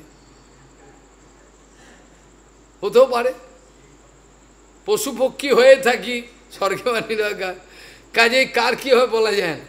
কাজেই আমাদের চেতনাটা প্রথমে দরকার, প্রথমেই আমাদের দরকার চেতনা।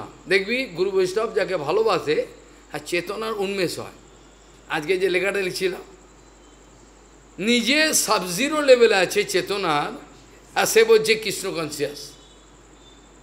সে নিজে he himself in the level of subzero level of consciousness. তা আমি ঠিকই, আমি এই কথা ফেরাবো না, এই কথা আমি ছাড়বো। কি করবি কর, কি ক্ষমতা থাকলে করে নে। নিজে রয়েছি চেতনা শূন্য, আর লিখছ কৃষ্ণ, হ্যাঁ কৃষ্ণ কনসিয়াসনেস, কৃষ্ণ কনসিয়াস। তাহলে এখানে বলছেন বিলক্ষণঃ, সবসময় নিজের যে শরীরের ভেতরে যে তুমি রয়েছ, দিদা এলো, দাদু এলো, এইগুলো নিয়ে নয়, আমি যে এই পুরো শরীরের ভেতর রয়েছি, ওরা যা বলে বলুক, ওদের সঙ্গে আমি জড়ালে হবে? ওরা বলুক না, ওদেরকে অপমান করতে হবে না, বুঝতে হবে, সাবধানে থাকতে হবে, তো এর মধ্যে ভাসতে হবে। তা তোমার এই স্থূল শরীরের মধ্যে আরেকটা সূক্ষ্ম শরীর আছে, এই সূক্ষ্ম শরীরের ভেতরে এবার তুমি লুকিয়ে রয়েছে, কিন্তু দেহটাকে নিয়ে ব্যস্ত। এইটি আমি, এটা তো আমি নয়। এই যে আমি আর আমার বিচারের গলতি, যেটা অনেকবার হরিকথা তো বহুপাত বলেছেন, আমি আমার বিচারে ভুল থেকে যাওয়ার জন্য, আমি এবং আমার এই বিচারে ভুল থেকে যাওয়ার জন্য যত সমস্যার সৃষ্টি হচ্ছে। আপনার জীবনে যদি লক্ষ লক্ষ সমস্যা আসে, তার পেছনে একটাই কারণ, আপনি নিজেকে চিনতে পারেন কে আপনি জানেন না। যত সমস্যা, সে আমেরিকা, রাশিয়া, ফ্রান্স, ইটালি, নেতা গোতা, আমি সবার কথাই বলছি, যত সমস্যা একটাই সমস্যা, নিজেকে চিনতে পারেন। তাহলে এখানে বলছেন বিলক্ষণঃ স্থূল সূক্ষ্মাদ দেহাদ আত্মিক শ্বেতা সদৃক। যদি আত্মদর্শী ব্যক্তি হও তুমি, তাহলে আত্মদর্শন করতে গেলে, আত্মদর্শন যিনি করেন তিনি কোনোদিন মেয়ে ছেলে বেটা ছেলে এগুলোকে দেখেন, তার দর্শন সমান। দেখছেন মানুষের একটা রক্ত মাংসের খোল, তার ভেতরে ছিলেন আত্মা, এই দর্শনটা সবার হয় না। এই পেনিট্রেট করে, মায়াকে পেনিট্রেট করে আত্মদর্শন, যেটা আমাদের নচিকেতা বলেছিল, আত্মা কোথায় যায়, কি হলো, অত জেনে কী হবে, তুমি খাওয়া দাওয়া করো, এই কি কি লাগবে বলো না, আমায় বলতে হবে আত্মার গতি কী। আত্মার গতি তুমি কি করবে, তুমি বাচ্চা ছেলে, কি লাগবে বলো না, আমি দিয়ে দিচ্ছি। হ্যাঁ, দিয়ে 100 2 বছর, অনেক কত বছর বাঁচবে বলো, আমি কিছুই নেবো না। জীবন ধনীন, ওকে লোভ দেখাচ্ছি যমরাজ, ও যা লাগবে সব দিয়ে দেবো, কামিনী কাঞ্চন, টাকা পয়সা, ঘর বাড়ি, যত দেশ, আমি কিছুই নেবো না, সব অনিত্য, এগুলো দিয়ে আমাকে ভোলাতে পারবেন না। আপনি যদি আপনি আত্মতত্ত্ব না বলেন, তাহলে কার কাছে শুনবো বলুন? আপনি তো মহাজন, আর আপনি আবার যমরাজ, তা আপনার থেকে আত্মতত্ত্ব ভালো কে জানে? তা আপনাকেই বলতে হবে, আপনার কাছে অন্য কিছু আমি নেবো না, ওইগুলোই বলতে হবে আমাকে। তো যখন জোর করলো, তখন দেখেন বলছি এ তো ছাড়বে না, এ তো ছাড়বে না কিছুতেই। আসতে বললেন আত্মতত্ত্ব, আবার নচিকেতার নামে একটা আগুন হয়ে গেল, যজ্ঞদেব না আগুন ঘড়ি, নচিকেতা অগ্নি। অনেক রকম নাম আছে, কালী, কমলে, কি ধুমা, অনেক কিছু নাম আছে, কৃষ্ণা, অনেক ভুলে গেলাম সব নাম, মনে থাকে না সব, কত কিছু। এটা অক্ষে নিয়ে জিজ্ঞাসা করছে, 16 নয় 18, আমার মনে পড়ে গেল 18, মনে থাকে না সব সময়, বলেই যা অন্য চিন্তা থাকে। যাই হোক, এখন হলো কি, তাহলে এইখানে আমাদের বলছেন, কে বলছেন? ভগবান বলছেন, ভগবান বলছেন দেখো, একই আত্মা যখন একটা ছোট্ট প্রাণীর মধ্যে ঢুকলো তো ওই আত্মাটা ঢুকে গেল, আবার ওই আত্মাটা একটা হাতির ভেতর ঢুকে গেল তো। অসংখ্য আত্মা, মানে অনন্ত কোটি জন্মে কেউ শেষ করতে পারবে না। জীব আত্মা, এই জন্য ভাগবতে একটা শ্লোক আছে, আত্মা বাস্যমেদম সর্বম যৎকিঞ্চিৎ জগতম, ঈশাবাস্যমেদম সে তো আছেই, আত্মা বাস্যমেদম অনন্ত, যেখানে দেখবে আত্মা আত্মা, কিন্তু এই চোখে দেখা যাবে না। যখন চিত্রকেতু রাজা যখন শঙ্কর্ষণের কৃপা পেল, তখন কিন্তু এই চোখে সব দেখতে পেতেন। যখন মানুষের চোখ খোলে, তখন এই কে কোনো বিশেষ আত্মা যখন যাতায়াত করে সব দেখতে পায়। যেমন গোমাতা কোনো প্রেতাত্মা যদি দেখতে পায়, লাফাতে আরম্ভ করে, গোমাতা দেখতে পায়, ভূত পেত গেলে দেখতে পায়, মানুষ দেখতে পাবে না। আশ্চর্য। ওই জন্য যারা সেই অবস্থা ওটা সব দেখতে পায়, কে কী করে না সব অনুভব হয়। ওই জন্য এর মধ্যে অনেক রহস্য আছে। তাহলে বিলক্ষণ স্থূল সুক্ষাদ দেহাদ আত্মিক্ষিতা সদৃক যথা অগ্নির দারুণ দাহ্যাদ দাহ্যকো অন্য প্রকাশক। যেমন কাঠের মধ্যে আগুন আছে, সবাই জানে কাঠের মধ্যে আগুন আছে। কী করে আগুন আছে? এখন কেউ বললে হ্যাঁ আগুন আছে, কী করে আগুন আছে এবার বল, কাঠের মধ্যে আগুন আছে কি করে? কারণ এই যে বৃক্ষটা দীর্ঘকাল সূর্যের থেকে তাপ নিয়েছে, তেয়ে নিজে যে বলকল কাঠ রয়েছে, ওর মধ্যে সূর্যের তাপ লুকিয়ে রয়েছে, অগ্নি। এবার অগ্নিটা দেখা যাচ্ছে না, কিন্তু যখনই ওটাকে একটা স্ফুলিঙ্গ বা কোনো মতে জুড়ে দেওয়া হলো, তখন বোঝা গেল ওর ভেতর থেকে আগুন। যদি বলিস ওর ভেতরে যদি আগুন না থাকতো হতো না। কাজেই ঠিক যেরকম বস্তুর মধ্যে আগুন লাগে, মানে ছোট একটা কাঠের মধ্যে আমি আগুন লাগিয়েছি, ছোট একটা কাঠের মধ্যে ছোট দেখব, আবার একটা বড় একটা কাঠের মধ্যে বিরাট একটা লগ আগুন লাগে, বড় দেখব। আবার জঙ্গলে যদি আগুন লাগে তখন আরও বড় দেখব। ঠিক সেরকম যখন যেরকমভাবে আগুন যে বস্তুকে কেন্দ্র করে প্রকাশিত হয়, আত্মাও ওরকম। ওই আত্মা হাতির মধ্যে প্রবেশ করলে হাতির যে বল, যে পাওয়ার, সেরকমভাবে প্রকাশিত হয়, আত্মার প্রকাশটা ওভাবে হয়। তাহলে এখানে বলছেন নিরোধোৎপত্তি অনুবৃহৎ নানাত্বম তৎকৃতানুগুণানো অন্তঃ প্রবিষ্ট আধত্তে এবং দেহ গুণানো পারা। এক একটা দেহ যে এক একটা রকমের গুণাবলী গ্রহণ করে। বাঘের পেটে মানুষ হবে কি? বাঘ হলো তো সেই জন্ম থেকেই হিংস্র। ঠিক সেরকম যেরকম শরীরের মধ্যে কর্মফলেতে প্রবেশ করবে, ওর কর্মফল হিংস্র ছিল বলেই ওকে বাঘ জন্ম দেয়া হয়েছে। ও রক্ত মাংস খা, ও তো হিংস্র ছিল না, ও কর্ম হিংস্র করেছে, ওই জন্য ওকে জন্ম দেওয়া হয়েছে, ওকে বাঘ জন্ম দেওয়া হয়েছে। এবার রক্ত মাংস খা। তাহলে একই বাঘ, তার চোখ আছে, সেও দর্শন করছে, চোখ থাকলেই দর্শন আছে। তাহলে বাঘ একটা ভক্তকে ও কি দেখবে? ও রক্ত মাংস দেখবে, আমার খাওয়া, তাই তো? তা ওর দর্শন ওটা, আর একটা ভক্তের দর্শন আলাদা। ঠিক সেরকম বলছেন নিরোধোৎপত্তি রণু বৃহৎ নানাত্বম তৎকৃতানুগুণাণু, আর অন্তঃ প্রবিষ্ট আধত্তে, আধত্ত মানে ধারণ করে, আধত্তে এবং দেহ গুণান পারাহা, দেহ গুণান পারাহা।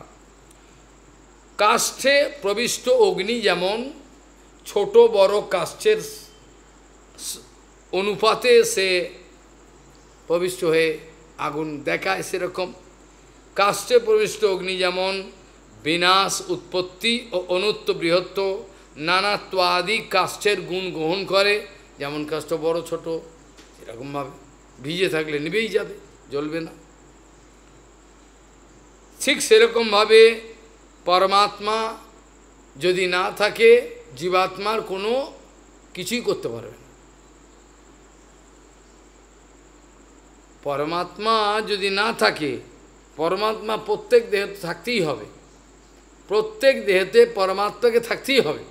আমাকে বৃন্দাবনে একদিন পণ্ডিত প্রশ্ন করলেন, আচ্ছা পরমাত্মা যদি প্রত্যেক দেহে থাকে, তাহলে কোনো লোক নরকে গেলে পরমাত্মাও যায়? আমাকে বলছে, আমি হ্যাঁ নিশ্চয়ই যায়। পরমাত্মা তো নরক ভোগ করবে না, নরক ভোগটা তো সাক্ষী, উনি তো সাক্ষী, উনি তো সাক্ষী, নরক ভোগ তো করবে জীবাত্মা। আর পরমাত্মা বললে, দেখ তোর এই কষ্টের তো দরকার ছিল না, তুই তো অকারণে নিজের কষ্ট ডেকে আনলি, এইটা বলবে। পরমাত্মা থাকে বলে পরমাত্মাও নরকে যাবে নাকি? নরকে যাবে না, ওই সাক্ষী হিসাবে থাকবে। সেই জন্য বলছেন দেহের গুণসমূহ ধারণ করে এই যে আমাদের পরমাত্মা দেহে প্রবিষ্ট হলে অনু চৈতন্য জীবাত্মা নিজের কর্মফলে যে দেহেতে প্রবেশ করবে, সেখানে পরমাত্মাও থাকবে। পরমাত্মা তো থাকতেই হবে না, পরমাত্মা থাকবে, আর ওরা নিজের কর্মফল অনুযায়ী নিজে চলতে হবে, এটা চলবে, এটা কিছু করবার নেই। এবার ভগবান বলছেন, যে ব্যক্তি এই সমস্ত যে মায়াময় এই সংসারের এই যে ভয়ঙ্কর অবস্থা, এর থেকে কে বাইরে যেতে পারবে? যো অসৌ গুণৈর বিরচিত দেহয়ম পুরুষস্যহি সংসারহস্তৎ নিবন্ধ অয়ম পুংসো বিদ্যা অচ্ছিদ আত্মনহা। যে ব্যক্তি দার্শনিকভাবে গুরু বৈষ্ণবের কৃপাতেই যার চোখ খুলে যায়, যে এগুলো সব পরিষ্কারভাবে আনন্দে দেখতে পায়, সব পরিষ্কার দেখতে পাচ্ছে কি হচ্ছে জগতে, তার যে এই দিব্য জ্ঞান তত্ত্বজ্ঞান তাকে এই সংসার সাগর থেকে বাঁচিয়ে দেবে। আর যদি তার তত্ত্বজ্ঞান না হয়, বলছেন যো অসৌ গুণৈর বিরচিত দেহ অয়ম পুরুষস্যহি সংসারহস্তৎ নিবন্ধ অয়ম। এই দেহটাই বন্ধনের কারণ হবে, যেহেতু কর্মফল খারাপ।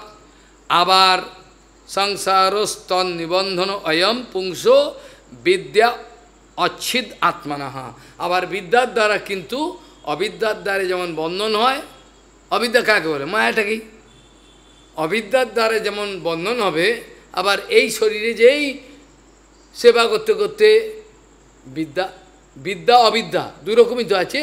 যখন বিদ্যা জাগ্রত হয়, অর্থাৎ দিব্য জ্ঞান তত্ত্বজ্ঞান, তখন এই দেহ আর বন্ধনের কারণ হবে না।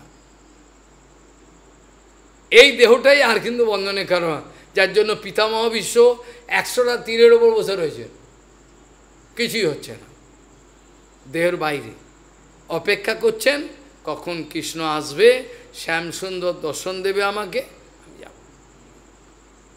তাহলে আপনার যদি একটা পিন ফোটে, ওরে বাপ রে গেলাম রে বলে চিৎকার করবে, তাহলে ওর এতগুলো 100টা তীরের ওপর শুয়ে রয়েছে, রক্তের ফিন কি চারিদিকে, কিছুই হচ্ছে না, দেহের বাইরে।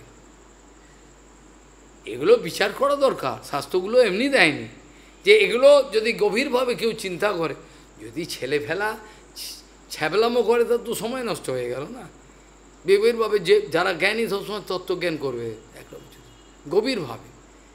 আরে তত্ত্বজ্ঞানী পুরুষের কথা, আইনস্টাইনের কথা ধরলেই তো পাগল হয়ে যাবে। উনি যখন টাইমের চিন্তা করতেন, মনে মনে চলে যেতেন বিশ্বব্রহ্মাণ্ডের বিভিন্ন জায়গায়, পাগল হয়ে যেতেন। কি করে একটা বৈজ্ঞানিক যেতেন? কেউ কোনো পৃথিবীর কাউর এরকম ধরনের ঘটনা হয় যেগুলো কি করে উনি বুঝতে পারলেন? অসম্ভব। আমরা চণ্ডী পাঠ করি, আমরা গীতা পাঠ, কিন্তু আমাদের মধ্যে কোনো বৈজ্ঞানিক বুঝতে পারলো না।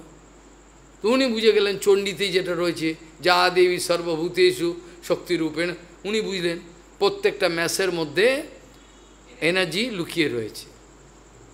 এটা উনি বুঝতে পারলেন কি? ওটা তো বোঝার কথা আমাদের। আমরা বললাম ওরা বুঝেনি। গীতা পড়তেন উনি, কেউ জানে না, সংস্কৃতি জানতেন। যাই হোক, এখন এইটা হলো বিষয়। কালকে এর সম্বন্ধে আরও আলোচনা হবে, কিভাবে গুরু এবং শিষ্যের মধ্যে। আমি গীতা প্রবচনের সময় অনেক গভীরভাবে এসব আলোচনা ভগবানের ইচ্ছায় করেছিলাম, কিভাবে গুরু শিষ্যের মধ্যে কীরকম অ্যাডজাস্টমেন্ট হবে, তাতে গুরু ও শিষ্য মিলেমিশে একাকার হয়ে যাবে, আলাদা অস্তিত্ব নেই। শিষ্যের কষ্ট হলে গুরুর মধ্যে কষ্ট হবে, এগুলো পরীক্ষিত বিষয়। আবার শিষ্যের কষ্ট হলে গুরু কষ্ট হলে শিষ্যের লাগে, পারে না। এগুলো এরা মনে করে গল্প, কিন্তু এগুলো ভজনের মধ্যে যখন প্রয়োগ করতে পারবে, শুধু কিছু লিখলাম করে দিলাম এটা নয়, প্রয়োগ করতে হবে। নিজের দেহ মন এগুলোকে এনগেজ করে প্রমাণ করতে হবে, সত্যি যেটা বলছি লিখছি এটা কি সত্যি আমি পারবো। প্র্যাকটিক্যাল দেখাতে হবে, নাহলে হবে না, তাহলে ফেরিবে। আজ এই পর্যন্ত আলোচনা, বিশ্রাম দেওয়া প্রয়োজন মনে করি, আরও সময় অভাব। কালকে ভগবানের ইচ্ছা আর আলোচনা হতে পারে। বিজিত ঋষি কবায়ু বিরদন্ত মনস্তুরাঘম জয় যতন্তি যন্তু মতি লোলমুপায় খিদ ব্যাসন শতামৃত সমবহায় গুরু চরণম বনিজ ইবাজ সন্তকৃত করমোদরা জলধৌ वाञ्छकल्पतरुस्य कृपासिन्धुभ्यो पतितानं पावनेभ्यो वैष्णवेभ्यो नमो नमः।